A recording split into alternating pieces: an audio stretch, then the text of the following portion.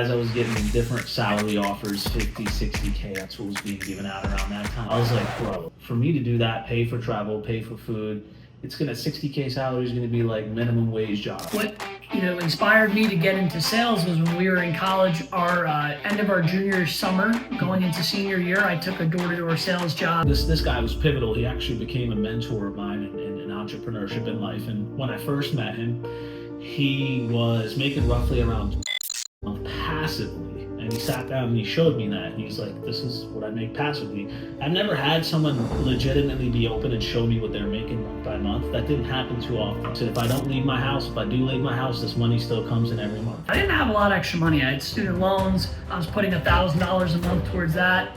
$1,000 towards, rent, insurance, all these things, they add up. Didn't really have a lot, too much month at the end of the money. At the end of the year, I remember I only made $5. And that was my first lick or taste of entrepreneurship. Things were changing in the world. People were doing entrepreneurship online. Bitcoin was starting to pop off. I'm starting to make decent money, right? And I want to find a future partner. I want to find a wife, and I want to be able to afford a house, or want to be able to afford an apartment and all that. We were getting married, and we went to that bachelor get-together in upstate New York. My wife is watching it. It was not a strip club. No, there was no women there. At that time, I prayed to God. I said, God, I want to make more than 10 grand a month. I want to exceed this amount of money. The message that I received at that time was this.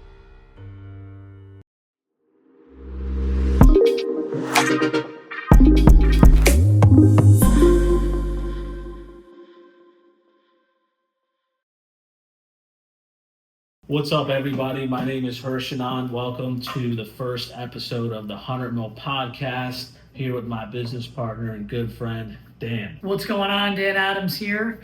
Really excited for the podcast. Yeah. Ready to kick it off. Yeah, I'm honestly pumped. I think the timing is right to kick it off. There's a lot of podcasts out there. There's a lot of value that's being given, and I think that we have a lot of experience in sales and entrepreneurship and marketing, and I think it's time for us to share that skill set. 100%. No, I'm really excited to meet everybody, virtually, of course, and share our story. I think so for the first podcast, wanted to start off by sharing our stories of how we got to where we are today, a little bit about us, so you can kind of understand our backgrounds and why it makes sense to tune into the podcast. So, do you want to kind of share a little bit about your background? Sure, absolutely.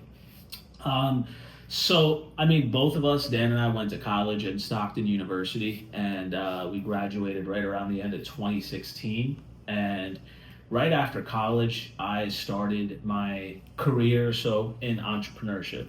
So, and you know that we were chatting back and forth, as we came out of college. We roomed together for the last semester, and So as soon as I got out of college, I applied for some jobs, and as I was getting different salary offers, 50, 60K, that's what was being given out around that time, 50, 60K. Instead of taking one of those salary, opportunities, I was like, man, for me to, and I moved in with my mom in Long Island at that time, and for me to go from Long Island to the city and Manhattan, that's where all the jobs are. A train, 2 buses, or 2 subways to get to work, a train and 2 subways to get back. I was like, bro, for me to do that, pay for travel, pay for food, 60K salary is gonna be like minimum wage job. It's not really what it's all chalked up to be. Mm-hmm. And it actually, ironically, we had a career fair for our college. And at the career fair, I met some people, and I applied for some jobs there before we graduated. And one of them was for life insurance. Mm-hmm. And somebody hit me up for life insurance. I said, hey, you want to come to our Manapulin office in New Jersey, and you want to talk to us? I was like, sure. Went to Manapulin, met this dude. He's a skinny guy wearing a suit 3 sizes too big. It's hilarious. He looks like a kid wearing a freaking grandpa suit. And I was like, oh, this guy, he's apparently married, making these millions of dollars at the time. Mm-hmm. He was, and still does. And he's like, hey, this is what insurance looks like, buddy. He's like, you didn't have to actually come all the way here. We have somebody in Long Island you could have partnered with. I was like, oh, great. Just wasted like an hour and a half to get here. But, he tells me a little bit about insurance, and he said, I want you to talk to this other guy. So I catch up with the other guy, and this guy was pivotal. He actually became a mentor of mine in entrepreneurship in life. And when I first met him, he was making roughly around 20K a month passively. And he sat down and he showed me that. And he's like, this is what I make passively. I've never had someone legitimately be open and show me what they're making month by month. That didn't happen too often. So I was like, wow, this guy's making 20K a month. He said, if I don't leave my house, if I do leave my house, this money still comes in every month. I was like, that's different. I'm learning about active income from jobs, from schools. We're learning about do this job, get paid this salary. I never knew that you could work, and then get paid. That's not something we're all taught or we know coming out of college. So I saw that, I was very attracted to it, and I sort of got started in the insurance industry. And, that was my first lick or taste of entrepreneurship. And my goal was to, that gentleman had sold 1,000 clients and this was in health insurance and Medicare health insurance and life insurance. We did both, but if you sell 1,000 clients in Medicare health insurance in the state of New York, that pays you about 20 grand a month passive. And it took the gentleman about 7 years to be in the industry to hit that number. So I was like, okay, so if he's done this, that's amazing. My goal is to get to 10 grand a month passive, and I want to do that as quickly as possible. So I started insurance, and I started, at one point, actually, the funny thing was I even door knocked to get some life insurance. I actually did that for like one day, and I felt super weird, and I said, all right, I can't do this.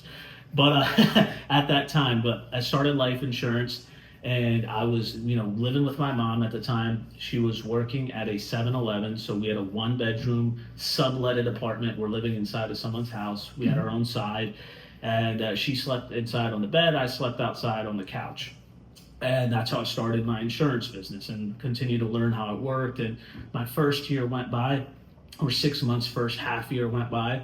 And at the end of the year, I remember I only made $5K. And at that time, I still remember, I'm thinking in my head, my parents are telling me, hey, you should get a job that pays you a salary. What the heck are you doing? My family's telling me, hey, you don't need to have, why are you doing insurance? You didn't even need to go get a degree to do insurance. You're wasting your college degree. What are you doing? You can have an economics degree. You can get such a good job.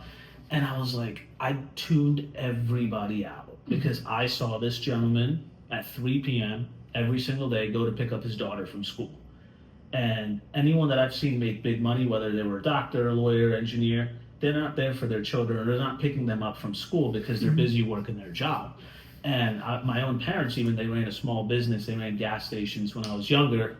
They weren't there to pick me up too often from school as well because they were very busy with that small business. So I was attracted to the type of lifestyle that gentleman had, and I was attracted to the way that he was developing income. So I tuned everybody out, and something I learned from a mentor of mine in life was, follow the people that have the results in your life that you want, and don't, whether they're family, even if family is involved, if your family's not successful financially, then don't take financial advice from your family. If your family's not successful in relationships with marriage, then don't take relationship advice from your family. So, I knew where not to take advice from my family from, and I knew where to. So, and even if your family is successful in a career or a job, but you're trying to get into entrepreneurship and they don't have experience, they could be an amazing doctor that makes a lot of money, but they're not an entrepreneur, then you cannot take entrepreneurship advice from that family as well. I had to learn these things, and I had to tune everybody out. And it took me a year for that 5K. It was a really garbage year. My second year, I started to make some good money, over 60 plus K, closer to the 100K mark, but I built a 30 to 40K passive for, a decent amount of time. Passive meaning, I built that money that was going to come in. Whether I worked or not, I was going to get paid 30 to 40K the following year. The next year, I cracked, well over 6 figures, and then built a 6-figure plus passive. Took me about 3 years to build a 10 grand a month, 6-figure passive. And, when I was stuck around that 10 grand a month mark, and I was trying to make more than 10 grand a month as an income, and by that time I was like, some people out there go out there, they start dating when they're broke or they don't have money, or they're starting to do this kind of whatever they want to do. I was kind of methodical in life. We had a pretty fun college life, so we've kind of lived it, done it all, had a lot of fun. And I was like thinking in my head, hey, I'm starting to make decent money, right? And I want to find a future partner. I want to find a wife, and I want to be able to afford a house, or want to be able to afford an apartment and all that. And we had to move out of that 1-bedroom apartment. So I was like, I need to make more money. And I was praying. I prayed at that time. I prayed to God. You know the story because I've told you a couple times, but we want to kick the podcast off and let people know about us. But I prayed, and I said, God, I want to make more than 10 grand a month. I want to exceed this amount of money. How do I do that? And the message I received at that time was, hey, have I taken care of you? Have you always had a roof over your head? And the answer came, yeah, I'm healthy. I've always had a roof over my head. Have you always had food, in your mouth? Did you ever go hungry? No, I never went hungry. Fortunately, I, always had food, shelter. Are you healthy? Is your body healthy? I was in great shape. I could play sports. I'm healthy. I played basketball. So I was like, everything is, all the marks are checked off. And I was thinking in my head, the message that I received at that time was this: take care of my people and I'll take care of you. And it was pretty moving for me because ever since then, before that, it was always me. It was always my money, my paycheck. I'm fighting for myself or my family or something. It's always about me. And I, even a lot of the people that I was around at that time in entrepreneurship, I had some good mentors, by the grace of God, but the messages I was getting was, the helping other people. So take care of my people and I'll take care of you. So the biggest thing I could really think of at that time was 100 million people. And that's when we really launched. And that's when I really launched, an idea, which was called the 100 Mil Family, or the 100 Mil, brand was launched then. And I wrote this in my iPhone notes. So after reading The Compound Effect, a book by Darren Hardy, I wrote down goals that I wanted in my life, and I read them every single day before I got up out of bed. And at the top, you have like a big goal that I learned, or direction that you're trying to go in your life. And that big goal was, I will help over 100 million, or I help over 100 million people live a better life. That was written at the top, and that was where everything sort of kicked off from that moment. And breaking 6 figures, breaking that 10 grand a month income was a snap of a finger. I didn't really have to worry about it because I stopped worrying about my paycheck, my money, my this, my that after that moment. After that moment, I was thinking, hey, I met this guy in sales. How do I help him live a better life? Hey, I met this lady at church. Okay, she's asking me, do you have job opportunities? Yeah, we have openings in insurance. How can I help her live a better life? And by helping other people, my income started to grow because it wasn't just about me. But from insurance, we were talking back and forth at that time a lot. And I remember you were in your career with software sales at that time. And, one thing I really respect, and I always respect about you, and I'm grateful, is that you kept the friendship alive, because I was so busy in the survival grind mode that I was not socializing with anyone. I wasn't hanging out with anyone. I wasn't chilling with anyone. I cut off no friends. I had none of our college friends because I'm in Long Island. So I was just straight up doing me, business, entrepreneurship, running an insurance business, personal development, reading books. I even stopped completely drinking and all that kind of stuff for a good period of time. And you called me. We'd do a monthly check-in, and we would talk about a bunch of stuff all the time. And I really respected and appreciated that. And that's really my intro to entrepreneurship. And when you were checking in with me, you were talking about what you were doing. So I want to kind of pass it to you and let people know about your story and where you came from. I remember it's crazy to think that it's been, I'm turning 31 this year. It's been what, 8-9 years? So time certainly flies. I appreciate that. And, it was always good to stay in touch and just to find other people that wanted more. I felt like when we got out of college, we were so focused on, we were in a fraternity in college, and we were very passionate about that at that time. But the minute that I graduated, it was time to focus on something new. What inspired me to get into sales was when we were in college, our end of our junior summer, going into senior year, I took a door-to-door sales job at a solar company in California, Suncrest Solar. So shout out to anyone that was with Suncrest Solar that might be watching. But it was a really good experience. And then we went back to college. It was a great summer, knocking doors. There were no setters or closers. Just self-generating business off the doors, no lead gen. Very all commission type of thing. But it was a really, really good summer opportunity. And I never had thought about doing sales before that. I wanted to do business finance, but I didn't like school really. I barely was able to complete the homework and stuff. A lot of times I just honestly would find ways to give someone something else, to not do my homework. And I was like, I don't want to do the homework for these finance classes. How am I going to be a financial analyst or investment banker or anything like that? I just didn't have the chops for it. I didn't like it. I didn't like spreadsheets. I didn't like busy type of work, office work. So I was like, I'm always finding ways not to have to do that. Maybe it's not for me. Following year ended senior year before we had that internship, and I did door-to-door again, this time direct TV, so satellite TV and internet, door-to-door in Texas. Had a really good experience, did it even better with that than I had done with solar. And I was like, you know what, I want to get into sales, but I wanted something, with the degree, I wanted something where I can have some sort of base salary at the time and also use my degree, but be in sales. I didn't want to do business finance. So when I was doing door-to-door in Texas, a couple of the people that I was doing it with, they were from the West Coast, and their parents did software sales, a couple of their fathers, and they did quite well. And that's actually what gave me the idea to do that. So graduated, applied to like 1,000 jobs. It wasn't easy to get in the door, but eventually got offered a position at a company called Video, which got acquired by a Canadian company in, we were in like Teaneck, New Jersey, that area. A bunch of the frat guys were there too, right? I got them all hired for referral bonuses. That's hilarious. They gave you bonuses? $3,000 per person. Jeez. It was actually pretty nice. They overpaid. That's probably why they almost went out of business. That's funny. But I took full advantage of that. So I started there, and then and a couple of the guys from our fraternity ended up coming and working, Steve, Gerard, and Jay. So 3 of them actually. So it was a lot of fun.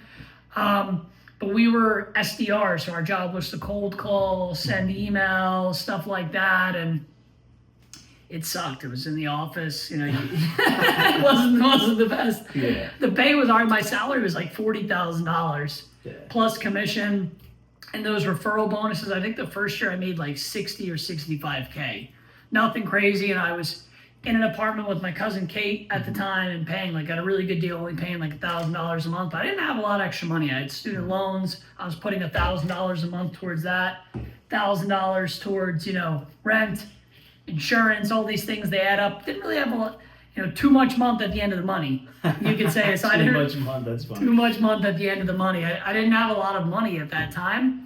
The year ended, I got promoted, started to get to work from home, and I doubled my income in more of a closing role in solar, and I liked it. It was good. That was back when making 100K was a lot of money. Yeah. So I don't know, but 100K at that time, I felt like I had some good money before COVID, before the crazy inflation. I was living good at that time, and I liked it, and I did well, and I moved up in that role for a 3rd year, and a lot of people left the company. I got more responsibility, and I found myself in a good position where I was comfortable. Yeah. But then things changed. They got acquired by another company. It just wasn't what it used to be. It was more corporate-y, more oversight. Because I had a boss, but it was like a executive at the company. We never really met. He didn't really see what I was doing. I just had to deliver sales numbers. It was kind of almost like being an entrepreneur in a way. Okay. Because I just was based off performance, and I didn't have any real oversight day by day. So when that ended and it got back to be more managerial, I really didn't like it. So I went and got a new position at a company called Vonage, and just wasn't a fit. Didn't really like it. I didn't do so well after doing really, really well at the other place for 3 years. It's man, then I switched to a telehealth software company, got that job, and met my wife, and then that's when COVID happened, and telehealth was booming. Healthcare, everybody working from home was doing good, but things were changing in the world. People were doing entrepreneurship online. Bitcoin was starting to pop off, and you were getting married, and we went to that bachelor get-together in upstate New York. Yeah. And then that's when Hersh gave me the pitch about crypto. My wife is watching it. It was not a strip club. No, there was no women there. It was all guys. We got a cabin up in upstate New York because everything was closed. So it was legitimately, we got a cabin, a bunch of guys, a bunch of booze, and steaks. That's what it was. There was a hot tub there too, but there was no girls. There was a bunch of dudes in the hot tub. Pretty sus, but no. Anyways, it was a good time, and I was really, at that point, I had paid off probably I had over $100,000 of student loans when I left college, and I had financed a car and a $15,000 car note. So I had peak, I had $125,000 of consumer debt. I'd cut that down to like 50, 60K maybe left at that point. I'd paid off like 70-ish thousand, 75,000 of it. And that's when you gave me the speech about, what's the interest rate on these loans versus what you can make on crypto. You could take 20K into crypto, it could 3X, you could pull out 60K, then you could pay off the loan and have money left.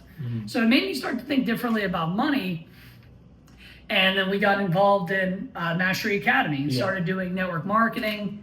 And when we did network marketing, that was my first time in a long time doing more direct sales. Because like business to business sales, like you're representing a company, it's sales, but it's not like, you're not really putting yourself out there because they're rejecting the company. Like if they don't want to buy the software, they're rejecting them. They're not rejecting you. Yeah. If you're network marketing or solar, even if you represent a company or insurance, like you're getting directly rejected. It's true. It's a different level of rejection, especially in like something like insurance, real estate, network marketing, or if you go after your more market and solar, you're getting rejected by people that you know and you like and you respect, and like you kind of lower your status in a way for like reaching out to them. So I called every single person in my phone. And we launched that business. You were a beast, I remember. I burned a lot of bridges trying to get everybody to join that business. But we went all in on that business and made a lot of money in crypto. And it was a really good experience. And then moved down to Florida, kept working the software job and building that business on the side. So I had multiple streams of income. It was stacking wealth, and then ended up paying off the end of the student loans. And then let's see, that brought us to 2022, the end of the year. That business wasn't growing the way we wanted it to. I mean, I was profitable always in the business, but I was making, almost 200 grand a year from the W-2. So I wasn't making enough from network marketing to replace that income to where I felt like I could get out of my job. That's true. I could make money investing into crypto, but I couldn't get my active income up to that level personally at that time. A lot of people did, but for me, wasn't the right opportunity at the time. And you were probably feeling the same way. And you reached out about doing solar, mentioned some people you knew were doing well in it, and then that led us to starting 100 Mil, if you want to kind of transition to that. Yeah, for me it was insurance, then starting network marketing, that crypto and education-based network marketing platform. And that was bringing me full-time income alongside insurance bringing me a full-time income. Then it was, from the network marketing side, things were, changing. The industry was changing a little bit. And I personally had seen a bunch of people that were colleagues or friends of mine, both from insurance and from network marketing, make an entrance into solar. And in my mind, I was like, what the heck is going, scratching my head, like, what the heck is going on? So these people are going from, and in the hierarchy of sales in my mind, it was, hey, like pest control guys could potentially be making a little bit less money. And, pest control, maybe security alarms could be above or under depending. And then after that, I thought, sales went up a little bit, windows and doors, they made a little bit more money. Then maybe the solar guys made money. And then it went up to, let's say insurance and real estate at the top of the hierarchy. That's personally what my thought process of the hierarchy of sales was. And why I thought insurance and real estate was at the top is because I've seen, through insurance, some of the very successful people that are out there making millions of dollars passively, actively, and in real estate as well. Real estate doesn't give you passive income, but you make money through selling the real estate. Then the goal is to buy the real estate and then rent out the real estate, and then those people make money in real estate. So that was my thought process. I'm like, why are people leaving real estate and going to solar? Why are people leaving insurance and going to solar? Why are people in network marketing going to solar? There's got to be something going on. So I reached out through my network to some people. There were some people in California, Vegas area, and then a good friend of mine, Patrick at the time as well, that was in Arizona. So I had a conversation with Patrick. I had a conversation with a gentleman that was trading with me as well in the trading academy. His name is Caesar, out of Vegas. And after both conversations, Patrick and I had multiple dinners every time we would meet in Arizona, and we met through the network marketing multiple times. And he told me his story in solar. I learned the story about the other people. And I just kind of made a decision. I just, was like, hey, I think it would be better for us that we could leverage ourselves better in, making a partnership with some of the people in Vegas. And that's when we kicked off and we launched 100 Mil Solar. And, you know, another thing that's in my mind was, you know, the network marketing side of things, we could help people make money, but they needed money to make money. You couldn't just come into the network marketing of crypto or stocks or Forex or e-commerce without having like a good, decent chunk of change. Either you got an income that's making 10 grand a month already, or 5 grand a month, and you have disposable 5 grand a month or something that you can invest. Yes. To run an e-commerce business and make it be successful, you need ad spend, you need to spend money to get your store out there. It doesn't just come out of nowhere. To make money in crypto, you need money to spend, invest. And then same to make money actively trading or stocks or Can't throw $50 in. You can't just throw $50 in and make money. So I was like, hey, after doing the research in solar, I realized that this is an extremely high ticket sales opportunity, number one. Number two is there's little to no barriers to entry because there's no licensing required in most states to enter.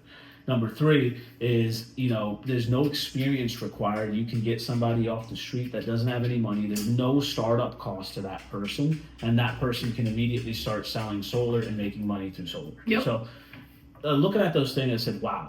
And the lack of regulation was another big thing as well. You know, not saying that in a mischievous way that we're doing illegal things. I'm just saying that the industry hasn't been regulated. If solar and insurance were put side by side, solar would be like a 12-year-old child and insurance would be like a 150-year-old or 100-year-old, 90-year-old grandpa. Like, it is a very mature industry with mature regulations, with mature layers of regulations, with state-based regulations, federal-based regulations.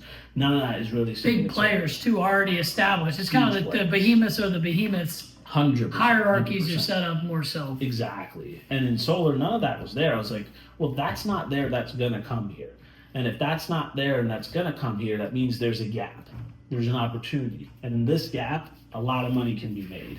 So anyway, I brought this research to you. And I was like, bro, did some research. It's looking good. It's looking juicy. There's money on the table. We'll figure out all the details, but let's just, head at it. And you did solar before in the past. You told me, you'd done the solar in California. I remember your stories from being out there. You had some experience from that side. I said, I have experience in sales and selling life insurance, and both of us have leadership experience. Let's run it up. And, that's when we launched in November 2022, 100 Mil Solar. And we launched it with our first Bliss. Yes. In December of that year. Exactly. Stay tuned for episode 2, where we'll actually go into depth with the first year of 100 Mil Solar. Because really, like the first 2 months, like that November, December, is like getting your website, getting your EIN. Yep. We had like a soft launch, like it was like right before Christmas time, December of 2022. But we really launched in 2023. So we'll talk about 2023 and the first half of 2024 in the next episode. Stay tuned.